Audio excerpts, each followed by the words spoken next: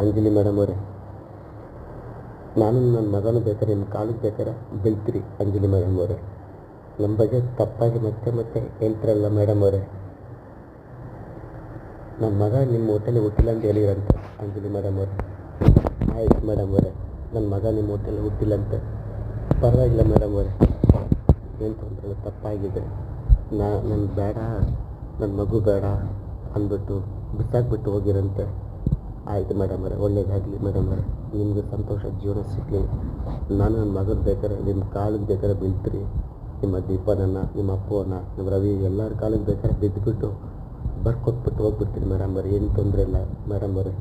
ಜೀವನದಲ್ಲಿ ಯಾವತ್ತು ನಿಮ್ಮ ಕಣ್ಣು ಮುಂದೆ ಬಂದು ನಿಂತ್ಕೊಳ್ಳೋದಿಲ್ಲ ಅಂತ ಹೇಳಿ ಆಗಲ್ಲ ಮೇಡಮ್ ಅವರೇ. ದಯವಿಟ್ಟು ನೀವೇನು ಹೇಳ್ತೀರೋ ಮೇಡಮ್ ಅವರೇ ಆದಷ್ಟು ನಮ್ಮ ಎಲ್ಲ ಎಲ್ಲಿ ಸೈನ್ ಮಾಡಬೇಕು ಹೇಳಿ ಮೇಡಮ್ ಅವರೇ, ಬರ್ಕೊಡ್ತೀನಿ. ನನ್ನ ಮಗನ ನಾನು ಕಾಪಾಡ್ಕೊಡ್ತೀನಿ ಮೇಡಮ್ ಅವರೇ, ಏನು ತೊಂದರೆ ಇಲ್ಲ.